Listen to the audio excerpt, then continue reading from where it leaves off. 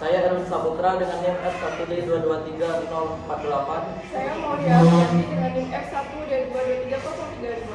Baiklah, jadi di sini kami akan memulai presentasi. Yang pertama itu kami akan menjelaskan apa itu pohon kelapa yang dijelaskan oleh Erwin Saputra. Oh, maaf, yang dijelaskan oleh Naila Warai Putri. Jadi proses tanamnya yang pertama itu adalah tanaman kelapa atau Cocos Nocipera. Itu adalah tanaman yang serbaguna bagi Indonesia atau juga disebut dengan tanaman dengan 1000 manfaat. Nah, tanaman kelapa ini adalah tanaman dalam perkebunan yang bukan impor atau tidak berasal dari kolonialis Belanda. Sehingga yang menyebabkan tanaman kelapa itu tidak berkembang dengan pesat atau kalah perkembangannya dengan perkebunan tanaman yang lain. Nah, perkebunan kelapa itu terletak di sepanjang pantai yang tersebar di seluruh kepulauan di Nusantara. Tanaman kelapa termasuk sebagai salah satu sumber mata pencaharian bagi seluruh masyarakat yang ada di seluruh pelosok tanah air. Nah, karena alasan tersebutlah, pemerintah daerah sering sekali giat untuk melakukan perengajaan atau perluasan area perkebunan kelapa untuk meningkatkan produksinya. Baiklah, selanjutnya potensi yang akan dijelaskan oleh Naila lagi. Nah, selanjutnya itu adalah potensi. Provinsi Jambi merupakan salah satu daerah penghasil kelapa yang memiliki potensi pengembangan yang cukup besar. Luas perkebunan kelapa sendiri di Kota Jambi itu pada tahun 2017 menempati urutan 10 besar setelah provinsi lain, yaitu sebesar 109,2 hektar atau 3,14% dari total luas areal kelapa di Indonesia dengan produksinya sebanyak 95,5 ribu ton. Pada luas perkebunan kelapa dalam di Provinsi Jambi tahun 2017 sampai 2019, 95%-nya terkonsentrasi di 2 kabupaten, yaitu Tanjung Jabung Timur dan juga Tanjung Jabung Barat. Kabupaten Tanjung Jabung Timur dan Tanjung Jabung Barat adalah daerah produksi terbesar dibandingkan dengan kabupaten lainnya yang ada di Provinsi Jambi.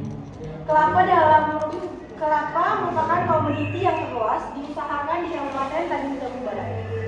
Baiklah, kemudian pemanfaatan yang akan dijelaskan oleh Erwin Saputra. Baiklah, di sini saya akan menjelaskan pemanfaatan dalam pohon kelapa. Dapat kita ketahui bahwa pohon kelapa itu bisa dimanfaatkan dari mulai batangnya hingga daunnya. Dalam pemanfaatannya bisa dimulai dari bagian daunnya. Daun ini bisa kita manfaatkan sebagai wadah tempat dan penduri dalam acara selamatan.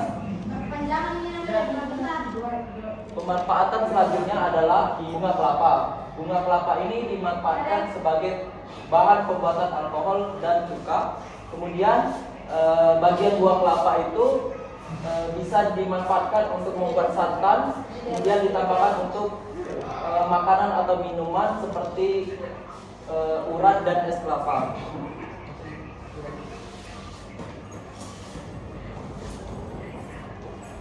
Pemanfaatan selanjutnya yaitu sabut kelapa. Dalam sabut kelapa ini dimanfaatkan untuk sebuah bahan bakar, tali anyaman, keset, pot bunga dan lainnya.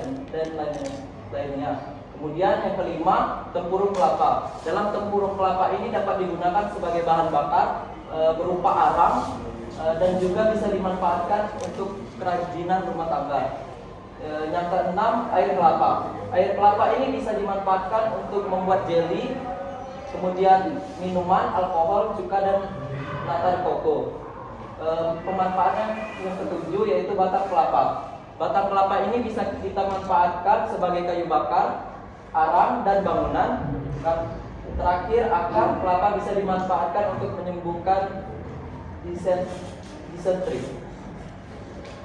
Baiklah, jadi di sini kami akan menjelaskan proses pembuatan produk kami yaitu serundeng yang diinovasikan ke dalam dadar ibu. Proses pembuatannya akan dijelaskan oleh Maria Afianti. Baik, untuk langkah pertama yaitu siapkan bahan untuk membuat kulit dadar gulung dengan bahan-bahan yaitu tepung tapioka, tepung terigu, sedikit garam, warna makanan, air, dan 1 butir telur. Lalu aduk semua bahan hingga menjadi cair. Untuk langkah kedua yaitu panaskan teflon, lalu tuangkan adonan yang telah jadi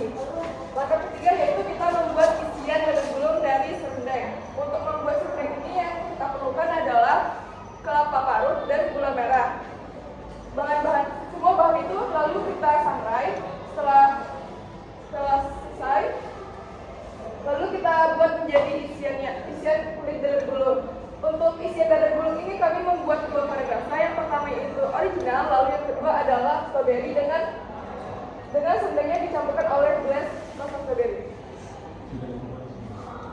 Lalu ini hasil dari yang telah kami buat. Baiklah, selanjutnya data produksi yang akan dibacakan oleh saya sendiri. Produksi kelapa di Indonesia pada tahun 2020 itu diperkirakan sebesar 2,86 juta ton.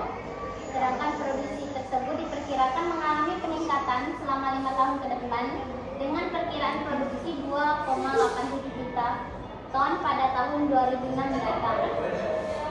Kemudian budidaya kelapa yang akan dibacakan oleh saya.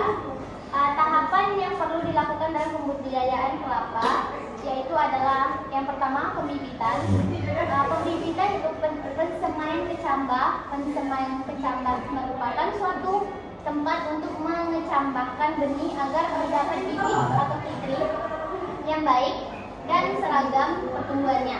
Pelaksanaan peresemian kecambahan dapat dibedakan menjadi 4 macam cara, yaitu ada pensemaian tradisional atau pensemaian gantu, pensemaian dengan bedengan, pensemaian dengan polybag, pensemaian sistem atau walang sungsang.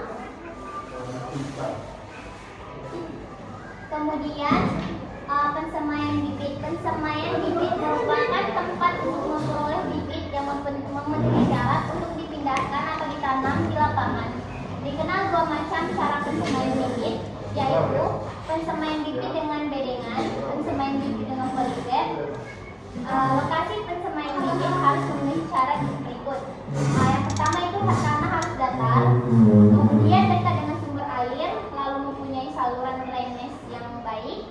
Kemudian sinar matahari tidak boleh terhalang, bebas dari bekas serangan hama dan penyakit, dekat dengan areal penanaman dan mudah diawasi. Kemudian cara pemeliharaan bibit. Pemeliharaan bibit pensemaian bibit di bedengan maupun di polybag pada dasarnya tidak berbeda, yaitu terdiri dari penyiraman dan penggemburan tanah, pengendalian hama dan penyakit, pemupukan, pemindahan bibit atau fitri ke kebun. Pemindahan bibit atau fitri ke kebun dilakukan setelah bibit berumur 6 sampai 8 bulan. Baiklah, sekian presentasi kami. Jika ada kesalahan kata atau kesalahan penyampaian materi mohon dimaafkan. Kami ucapkan wassalamualaikum warahmatullahi wabarakatuh.